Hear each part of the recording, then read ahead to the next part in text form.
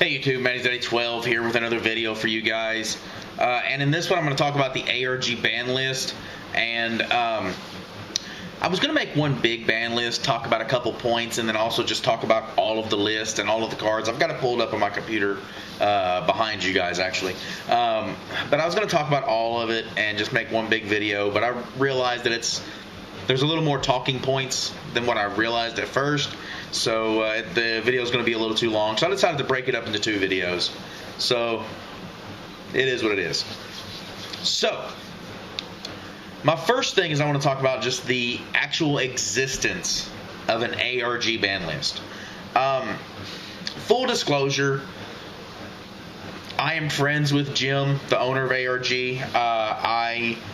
I really like ARG. I am an ARG supporter.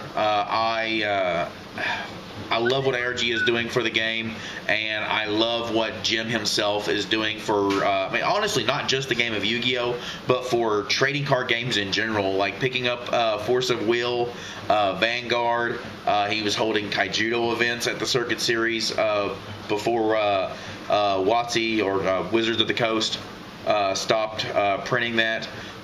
He's hosting GOAT format events. He's hosting YuGiOh events. Like, he does a lot for just card game, the card gaming community in general, not just Yu-Gi-Oh. But I really do commend him for what he does for the community. But that's not the point of this video. The point of this video is to talk about the ARG list and whether it should or shouldn't. But so that's aside. But full disclosure, like, you guys know where I stand.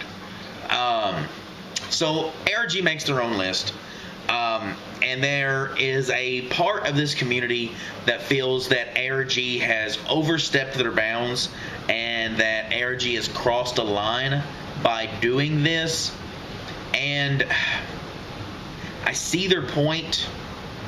I don't know if I agree with them entirely, because for them to cross a line or for them to overstep their bounds would mean that they've done something wrong.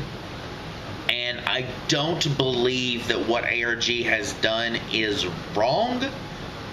I believe what they have done is bold. And I mean, honestly, I feel like all of you guys can agree with me that bold is a completely different thing than wrong. What this does is it draws attention to your company. It draws a lot of attention. Attention is not always positive, but it draws a lot of attention. It puts a lot of pressure on a certain group of people that may or may not appreciate having this kind of pressure put on them. It makes you look arrogant. It doesn't always, something bold does not always make you look the greatest. But again, just because it's bold doesn't mean it's wrong. And I believe all of the people that are stepping back and saying that what ARG is doing is wrong are just a little too narrow-minded to actually realize what changes in the actual big picture that Jim is making and ARG is making by doing this. Like the changes that this puts into effect, the stuff that now Konami has to do to keep pace. Like the big picture it changes a lot. So for them to say that it is wrong, I disagree. It is a very bold thing to do, and I don't know that it's something that I would have been able to do if I was the owner of a company. But Jim has done a lot of bold things since September of 2013, and those things are all things that I don't know that I myself, as the owner of a company, could do if I was in the same position. So I tip my hat to him, because what he is doing is bold. So the next thing that I want to talk about is those same people that say that this is wrong also say that this is not a real list. And to those people, I really don't understand where they're coming from, because you may think this is not a real list, but what you don't understand is that we are on the we are just on the brink of having ARG Providence, ARG Charlotte, I believe, and then we're going to have the ARG Players Championship and the ARG Circuit Series Championship, all in a run of weekends. I think it's the next 4 weekends we're going to have those three events, and in those events, ARG is going to give away $40,000 plus in prize support, and that is a very real number. So for that number to be that real leads me to believe that this is, that those events are real events, and that this is a real list. Because if you go to that real event, this is the real list that you're going to have to play by. So this isn't a real list. Again, you don't realize, if you want to say that, you don't realize what is actually at stake with this list. And the reason why I feel like this is also a real list is because yearly we hit this time in the year, every year in the game of Yu-Gi-Oh, where Nats is over. Worlds matters to us, but it doesn't really matter to us. With the Worlds, guys have to play by a separate ban list and a separate restricted list than what anywhere else in the world. I mean, they play by a different list than any other tournament will ever be held by. So they play by their own little list, so that what they're doing is not relevant to anything else in the regular game of Yu-Gi-Oh. And not to say that it's not important, but so like Worlds doesn't really affect us on a playing level as much as what I really wish it would. So we get this period at the end of Nats, like you've got Worlds, but there's nothing until the YCS season starts back up and the regional season starts back up. And that time period for us this year is, wow, honestly, I don't even remember what day Nats was on. The end of July or the end of June? 1st of July? I'm not real sure. I think it was the 1st of July. Anyway, so you got the 1st of July, and there's not another relevant event until YCS Toronto. So we are in this, which I believe is at the end of August, and it might even be the 1st of September. So you got this period right here where you've got just a dead period where there's nothing going on. And in this dead period, you have so many things that actually does happen to the game, even though there's nothing going on the Konami side of it. Your card values drop dramatically. Wow, I'm just making up words at this point. Your card values will drop dramatically because there are no relevant events, and because people are afraid of the ban list, and people are afraid of the reprints coming from the Mega Tens. So you have this time period where a lot of the value in your cards drops. And honestly, that's why at Nats you see so many people selling so much of their collection. You think they've lost and they're on tilt and they're getting rid of all their cards. Well, no, it's because they realize their cards are going to lose so much value. You have another thing that happens during this dead period is you have the attendance of locals that drops a lot, honestly, because there is so little things going on in the game of Yu-Gi-Oh right now that the relevance of Yu-Gi-Oh really drops during this time frame. So attendance will drop. And because of all of those other things, like interest in general drops for Yu-Gi-Oh during this time of year every year.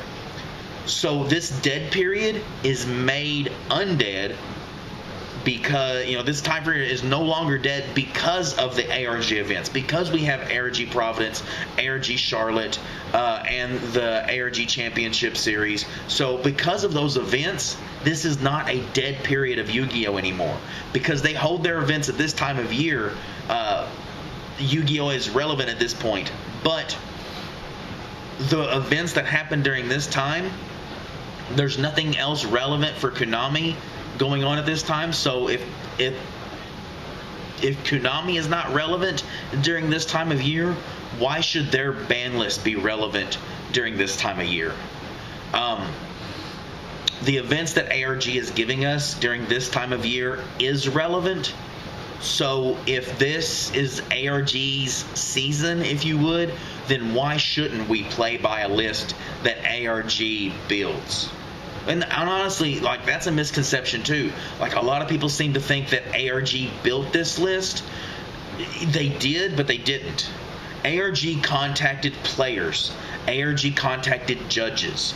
ARG contacted relevant members of the Yu-Gi-Oh community and got multiple input into these choices, and then they accumulated it into this list. They didn't just blindly say, okay, let's do this and do this and do this and do this. They built this from players and judges for the players and judges. I mean, I don't know what else you can do for a community than to do something like that. And one of the last points that I want to make right now is this also gives us multiple formats.